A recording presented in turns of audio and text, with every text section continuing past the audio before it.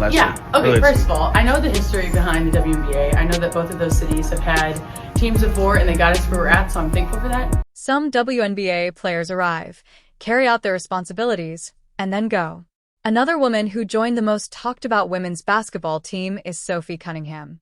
She immediately began throwing people to the ground, went viral overnight, and then sat down to share all of her secrets and what it's really like to play with the most controversial player in the world. What she revealed was not only surprising but also completely contradicted the narrative that most people had previously come to accept. To understand the relevance of any of this, you have to go back to January 31st, 2025. The day that changed in a manner Sophie Cunningham probably could not have predicted. With 6 seasons, she had put in a lot of effort with the Phoenix Mercury, building a solid reputation as a fearless guard who could shoot lights out. She had been dealt to the Indiana Fever, it was later learned. Not just any team. The Indiana Fever, who are home to Caitlin Clark, the most scrutinized athlete in women's sports, are surrounded by more cameras, controversy, and national attention than any WNBA team in history. The transaction was also historic. A massive 10-team megadeal shocked the sport. Cunningham did not get a gentle introduction to her new environment. In the middle of a storm, she was left alone, and the events that followed revealed every facet of her actual character. Almost no one talks about this. In Indiana, Cunningham had a challenging start. Due to an ankle injury she had during the preseason, her debut was delayed until May 22nd. She had another ankle injury a week later, which prevented her from playing for 2 more weeks. Playing for a new city, a new coach, a new system, and new teammates, she was battling her body and attempting to find a rhythm. During those first several weeks, she struggled. Chemistry was lacking. No momentum was present. It was greatly doubted whether this transaction would be successful at all. But just before the All-Star break, something clicked. Cunningham not only rediscovered her groove, but also took off after being promoted to the starting lineup. In 13 games as a starter, she averaged 11 to 2 points and shot over 51% from the field. She was perhaps the team's most prolific player at the time. Nothing in the 2025 WNBA season evoked a more direct reaction than what happened on June 17th. The Fever had found their enforcer, and she was only getting started. The whole game had been violent, and the Fever was hosting the Connecticut Sun. Sheldon stabbed Sunuard JC Caitlin Clark in the eye during the 3rd quarter. It was the kind of play that often ends with a shrug and a free throw. But Sophie Cunningham did not shrug. A quarter later, she grabbed Sheldon and pulled her to the ground in front of everyone. The moment was lost as soon as they were evicted. Social media fell apart overnight. Cunningham gained hundreds of thousands of Instagram followers in a few short hours. Her TikTok following grew from 300,000 to over 2 million. She gained notoriety outside of basketball almost immediately. When she eventually discussed it in the public, she was direct. She also admitted that she had been fined around $900 by the league. "I will defend my comrades. I do that." She said that she had absolutely no regrets. It was more than simply a viral video. At that same time, Sophie Cunningham's whole public character was transformed. The fallout from that disagreement became even more fascinating when Cunningham revealed what she shortly revealed on her brand new podcast, Show Me Something, which she founded with her childhood friend and reality TV star Wes Wilson. She didn't think twice. She admitted something that had been the focus of gossip for months. There were real conversations about how to handle Caitlin Clark during her first season in a locker room the year before, while she was still with the Phoenix Mercury. She confirmed many people's fears, but nobody wanted to express them. Cunningham claims that players in the league were deliberately focusing on Clark to make a point and show her what the W really stands for. She said she understood it to some extent. That's how rookies are treated. But in Clark's case, it had gone much too far. "I'm like, what are people doing? It's just too much. I'm over it," Cunningham said after seeing it as a team member. "If I think it's too much, it's probably too much." Because she had really been in those rooms, her words carried a distinct resonance. It wasn't a widely held belief, this was an acknowledgement. Cunningham's frequent disclosures on the podcast, which became a forum for music, captivated listeners. In one episode, she challenged people who questioned Caitlin Clark's impact on the league. She spoke carelessly. She didn't use hedging. If you don't think Caitlin Clark is the face of the WNBA, or if you think the league wouldn't be where it is now without her, you're just plain incorrect, she said. And this is the closest thing to what she said. She made it clear that she wasn't making fun of other league players. She respected everyone. She did, however, find it unfathomable that Clark's contribution to the development of women's basketball was being disregarded, and it was hard to overlook how direct her statement was. For a league that has been involved in an ongoing, intricate internal discussion over Clark's position and reception, hearing it firsthand from an experienced insider carried a lot of weight. And the internet's reaction was exactly what you would expect. Once again, the video went viral. The moment that fundamentally altered the tone of the narrative then arrived. Apart from the fights, podcasts, and viral events, Sophie Cunningham showed a whole other side of herself. She was properly mic'd up, and her remarks were recorded as she offered to serve meals to local families at the yearly Aaron Nesmouth charity dinner in November. "This is what we're here for. We're here for you," she added, turning to face a packed crowd. This is the part that struck a chord.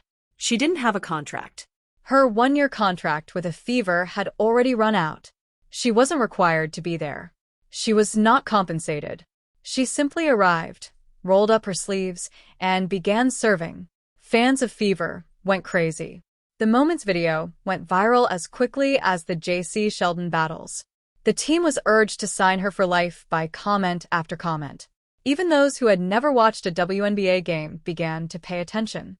This was the other half of Sophie Cunningham, a farm girl from Columbia, Missouri, who attributes all of her identity to a hardworking and devout upbringing.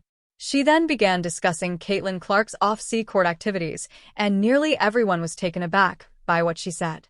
People had created the impression that Clark was virtually untouchable, a calm, polished superstar athlete who moves effortlessly through life. Cunningham totally destroyed that perception. She was asked about her favorite Clark anecdote during an appearance on the Like a Farmer podcast. Her response was so candid that it seemed as though she was revealing a secret. She claimed that Clark is just a regular person who genuinely enjoys basketball. Then she referred to her as a big old dork and called her. "You don't know what to expect when you first meet someone who has so much attention following them around." She remarked, "You get ready."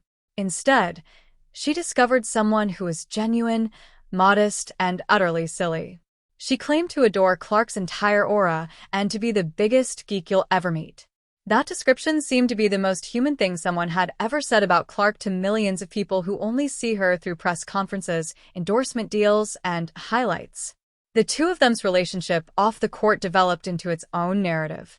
Cunningham responded without hesitation 1,000% when asked which teammate she would least trust to manage her social media accounts, Caitlin Clark, because Cunningham affectionately described Clark as a starter. This means that she would initiate drama. She would publish something and observe the mayhem. This was exactly in line with how these two communicate on social media. Their fan bases enjoy their frequent lighthearted jabs, inside jokes, and reciprocal trolling, joking that they were Indiana Fever mermaids on their way to a game. Cunningham tweeted a video of himself and colleague Lexi Hull in swimsuit in August as a recruitment drive for bikini sponsors. Eventually, Cunningham's podcast also became aware of Clark. By the standards of these two's public communication, the Show Me Something account's response to a fan inquiring about a Clark appearance was simply soon. Beneath all of this enjoyment, however, was a season that went horribly wrong. By August, the Fever had become an almost unbelievable injury disaster. Due to a quad strain, bone bruise, and groin injury, Caitlin Clark only participated in 13 games throughout the season. Cunningham and Clark were among the 5 players that were ultimately declared out for the season.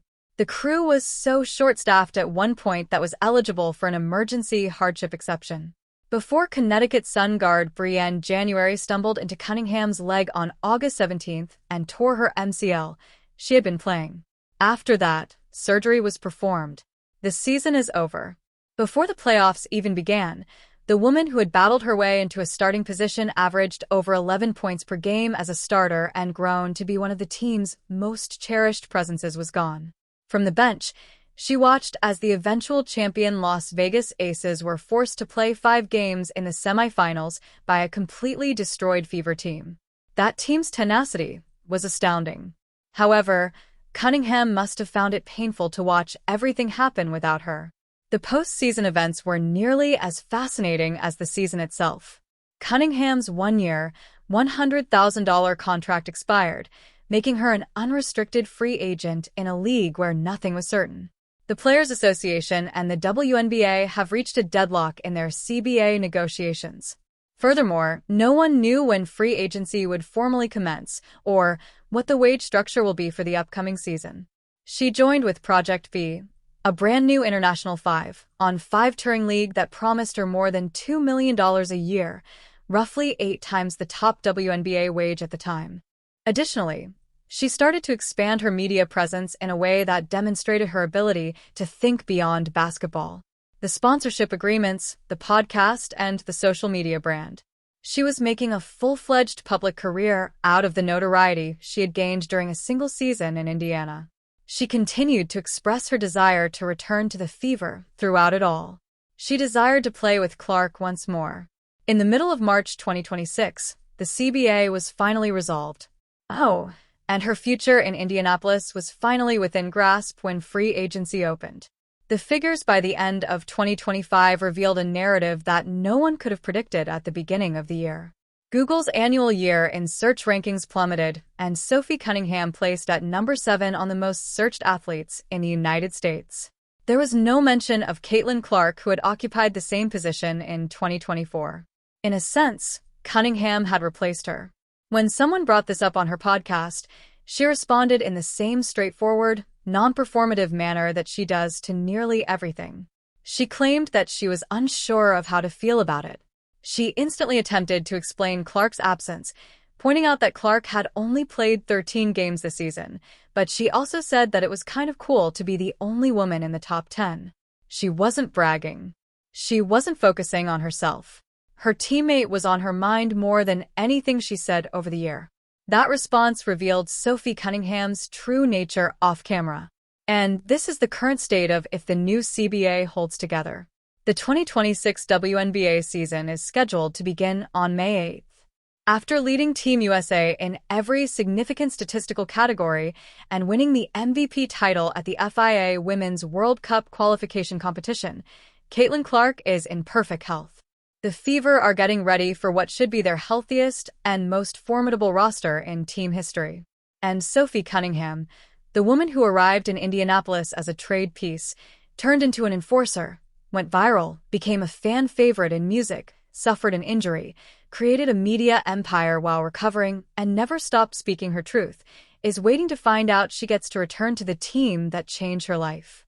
The organization is being continuously pressured by fans to bring her back. According to reports, Clark has told the front desk how she feels about the issue.